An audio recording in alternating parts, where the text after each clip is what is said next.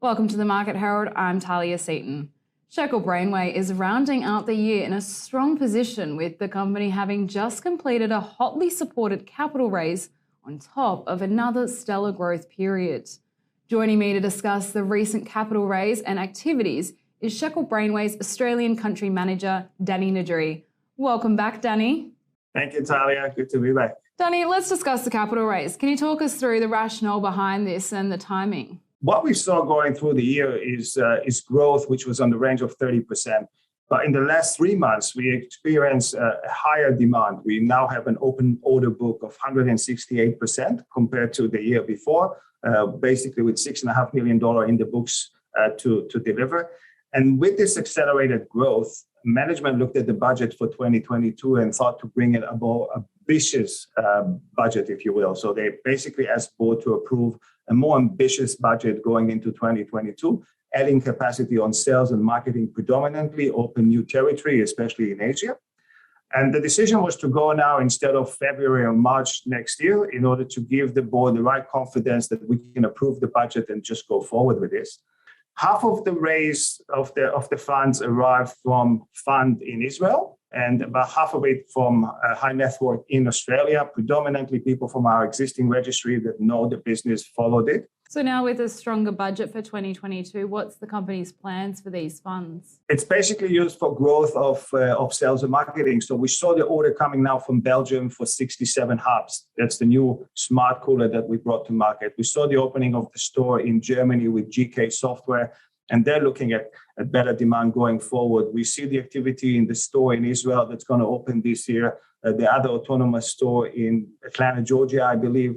The delivery of 70 Innovendis now in Israel. So across the board, we see growth in business activities, sales and marketing.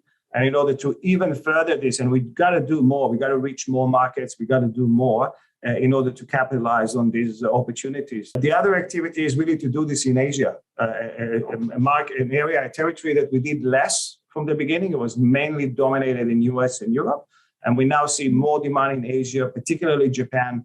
So there will be a market we're going to go after. And another area of interest for us is really improving and optimizing our manufacturing, assembly, and logistics, if you will. So with activities then ramping up, has this translated into revenue growth for the company? Already. We saw it coming already from the beginning of the year. We were kind of 20-30% going halfway through the year. So we just reported 29% growth up to November. And we know we're going to end the year even strong. There's going to be a record year for both divisions, both scale and retail. Retail in particular is already growing 215% year on year. And if they ended up the last year with some early revenues of less than 300K, this is probably going to be close to $1 million US this year. So it's really, we start to see their growth on their end. So the company's also announced a share purchase plan, Danny, which I'm sure SBW holders will be eager to hear about. What can you share about this? Look, when management looked at how we want to do this, and we know that we want to reach some in placement from sophisticated investors, we also know that a major part of our registry is actually retail. They've been with us for quite some time. They supported the business. Share price went up from 10 cents in 28th of June to 24 just before the raise, and they were with us this whole period. So it was only appropriate to allow them to participate in this raise.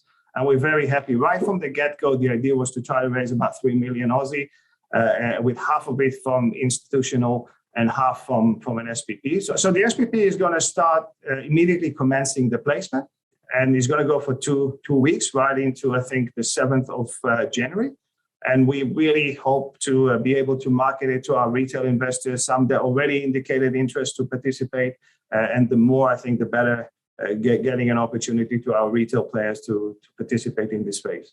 Well, it's definitely been a big year for Shekel Brainweigh for 2021, Danny, but what can shareholders expect for 2022? Even more growth. So both divisions are positioned well, even better than earlier in the year. To grow for the scale division, see the opportunities already with the new clients coming in, and numbers for next year look already better.